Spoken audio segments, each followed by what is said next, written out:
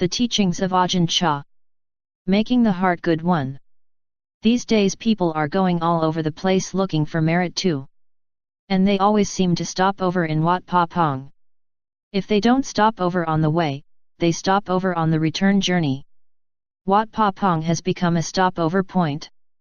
Some people are in such a hurry I don't even get a chance to see or speak to them. Most of them are looking for merit. I don't see many looking for a way out of wrongdoing. They're so intent on getting merit they don't know where they're going to put it. It's like trying to dye a dirty, unwashed cloth. Monks talk straight like this, but it's hard for most people to put this sort of teaching into practice. It's hard because they don't understand. If they understood it would be much easier.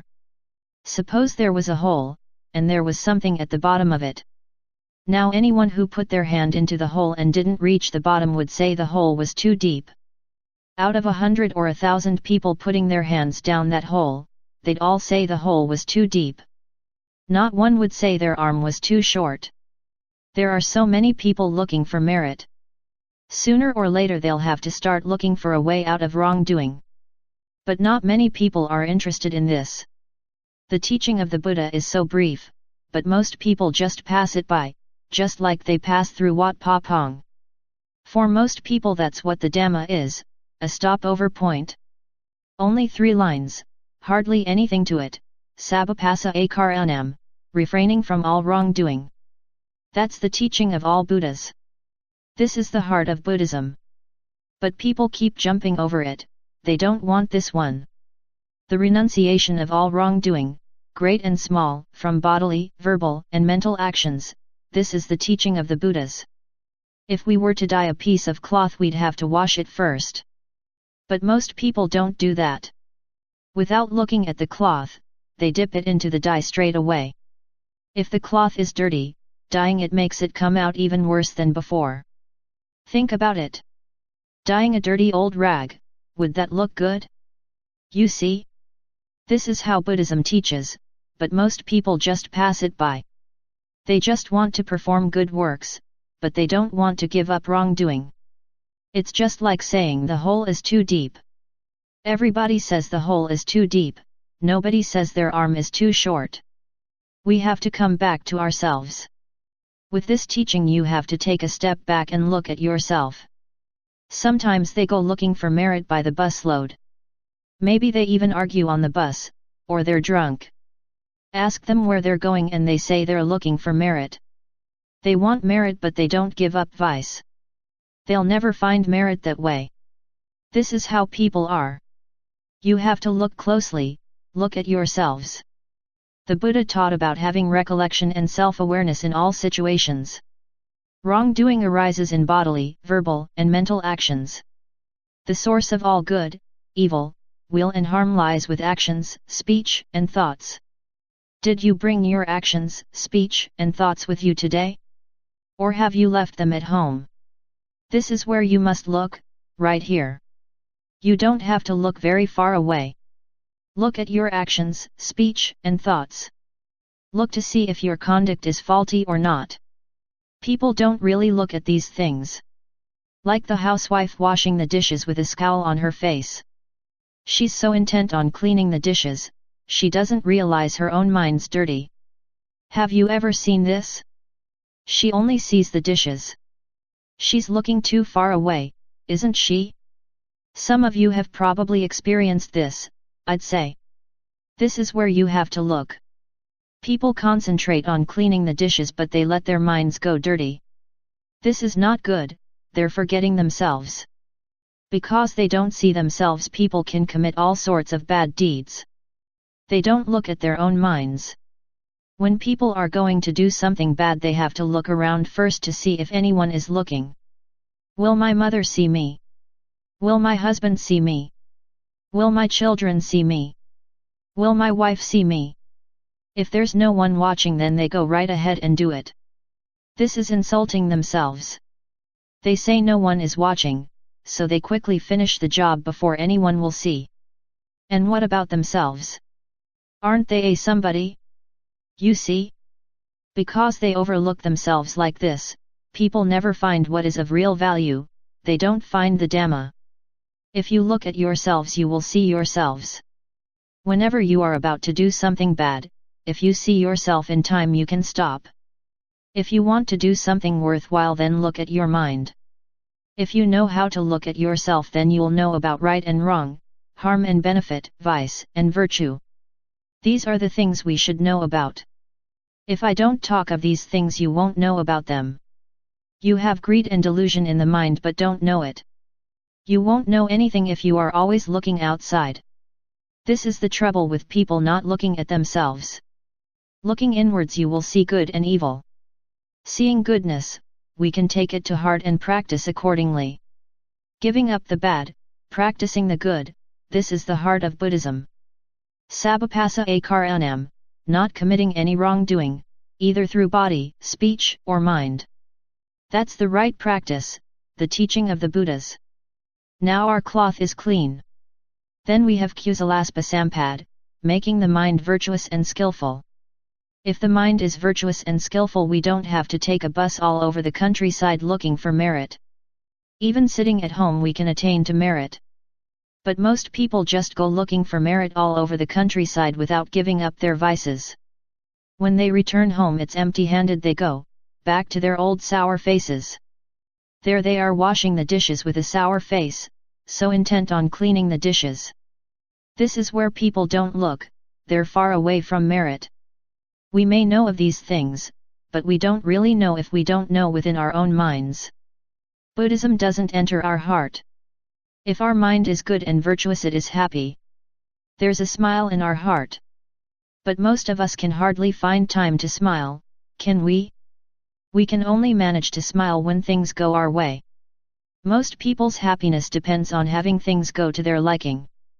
They have to have everybody in the world say only pleasant things. Is that how you find happiness? Is it possible to have everybody in the world say only pleasant things? If that's how it is, when will you ever find happiness? We must use Dhamma to find happiness. Whatever it may be, whether right or wrong, don't blindly cling to it. Just notice it then lay it down. When the mind is at ease then you can smile. The minute you become averse to something the mind goes bad. Then nothing is good at all. Sasidapari yodapanam, having cleared away impurities the mind is free of worries, peaceful, kind, and virtuous. When the mind is radiant and has given up evil, there is ease at all times. The serene and peaceful mind is the true epitome of human achievement. When others say things to our liking, we smile. If they say things that displease us we frown. How can we ever get others to say things only to our liking every single day? Is it possible? Even your own children, have they ever said things that displease you? Have you ever upset your parents? Not only other people, but even our own minds can upset us. Sometimes the things we ourselves think of are not pleasant. What can you do? You might be walking along and suddenly kick a tree stump. Thud. Ouch. Where's the problem? Who kicked who anyway? Who are you going to blame? It's your own fault. Even our own mind can be displeasing to us. If you think about it, you'll see that this is true. Sometimes we do things that even we don't like. All you can say is damn, there's no one else to blame. Merit or boon in Buddhism is giving up that which is wrong. When we abandon wrongness then we are no longer wrong. When there is no stress there is calm. The calm mind is a clean mind, one which harbors no angry thoughts, which is clear. How can you make the mind clear? Just by knowing it. For example, you might think, today I'm in a really bad mood, everything I look at offends me, even the plates in the cupboard. You might feel like smashing them up, every single one of them. Whatever you look at looks bad, the chickens, the ducks, the cats and dogs, you hate them all. Everything your husband says is offensive. Even looking into your own mind you aren't satisfied. What can you do in such a situation? Where does this suffering come from? This is called having no merit. These days in Thailand they have a saying that when someone dies his merit is finished. But that's not the case. There are plenty of people still alive who've finished their merit already, those people who don't know merit. The bad mind just collects more and more badness. Going on these merit-making tours is like building a beautiful house without preparing the area beforehand. In no long time the house will collapse, won't it? The design was no good. Now you have to try again, try a different way. You have to look into yourself, looking at the faults in your actions, speech, and thoughts. Where else are you going to practice, other than at your actions, speech, and thoughts? People get lost. They want to go and practice Dhamma where it's really peaceful, in the forest or at Wat Pah Pong. Is Wat Pah Pong peaceful? No, it's not really peaceful. Where it's really peaceful is in your own home. If you have wisdom wherever you go you will be carefree. The whole world is already just fine as it is. All the trees in the forest are already just fine as they are, there are tall ones, short ones, hollow ones, all kinds. They are simply the way they are. Through ignorance of their true nature we go and force our opinions onto them. Oh, this tree is too short. This tree is hollow. Those trees are simply trees, they're better off than we are. That's why I've had these little poems written up in the trees here. Let the trees teach you. Have you learned anything from them yet? You should try to learn at least one thing from them. There are so many trees, all with something to teach you. Dhamma is everywhere, in everything in nature. You should understand this point. Don't go blaming the hole for being too deep, turn around and look at your own arm. If you can see this you will be happy. If you make the merit or virtue, preserve it in your mind. That's the best place to keep it. Making merit as you have done today is good, but it's not the best way. Constructing buildings is good, but it's not the best thing. Building your own mind into something good is the best way. This way you will find goodness whether you come here or stay at home. Find this excellence within your mind. Outer structures like this hall here are just like the bark of the tree, they're not the heartwood. If you have wisdom, wherever you look there will be Dhamma. If you lack wisdom, then even the good things turn bad. Where does this badness come from? Just from our own minds, that's where. Look how this mind changes. Everything changes. Husband and wife used to get on all right together, they could talk to each other quite happily. But there comes a day when their mood goes bad, everything the spouse says seems offensive. The mind has gone bad, it's changed again. This is how it is. So in order to give up evil and cultivate the good you don't have to go looking anywhere else. If your mind has gone bad, don't go looking over at this person and that person. Just look at your own mind and find out where these thoughts come from. Why does the mind think such things? Understand that all things are transient. Love is transient, hate is transient. Have you ever loved your children? Of course you have. Have you ever hated them? I'll answer that for you, too. Sometimes you do, don't you? Can you throw them away? No, you can't throw them away. Why not? Children aren't like bullets, RTHEY3? Bullets are fired outwards, but children are fired right back to the parents. If they're bad it comes back to the parents. You could say children are your karma. There are good ones and bad ones. Both good and bad are right there in your children. But even the bad ones are precious. One may be born with polio, crippled and deformed, and be even more precious than the others. Whenever you leave home for a while you have to leave a message, look after the little one, he's not so strong. You love him even more than the others. You should, then, set your minds well, half love, half hate. Don't take only one or the other, always have both sides in mind.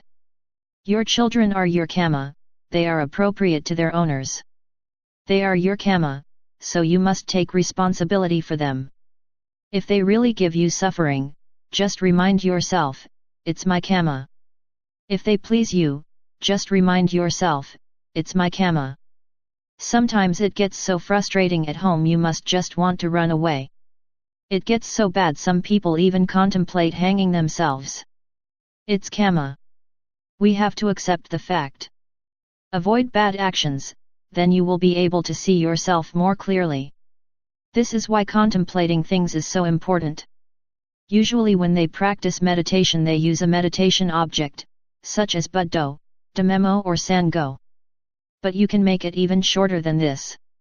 Whenever you feel annoyed, whenever your mind goes bad, just say so. When you feel better just say so. It's not a sure thing. If you love someone, just say so. When you feel you're getting angry, just say so. Do you understand? You don't have to go looking into Theti Pitaka for. Just so. This means it's transient.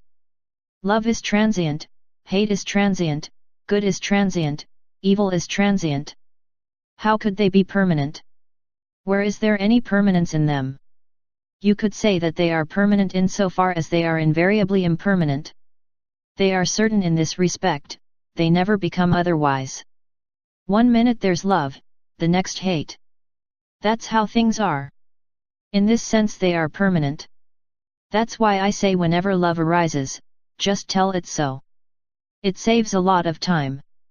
You don't have to say Anakam, Duksam, Anat. If you don't want a long meditation theme, just take this simple word. If love arises, before you get really lost in it, just tell yourself so. This is enough. Everything is transient, and it's permanent in that it's invariably that way. Just to see this much is to see the heart of the Dhamma, the true Dhamma. Now if everybody said so, more often, and applied themselves to training like this, clinging would become less and less. People would not be so stuck on love and hate. They would not cling to things. They would put their trust in the truth, not with other things.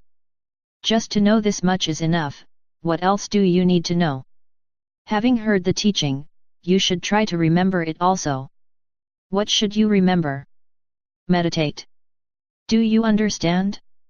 If you understand, the Dhamma clicks with you, the mind will stop.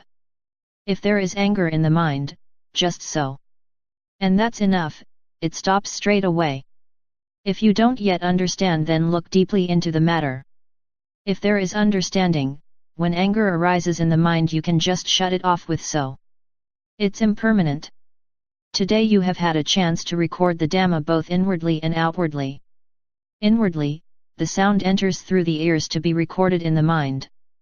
If you can't do this much, it's not so good, your time at Wat Pah Pong will be wasted.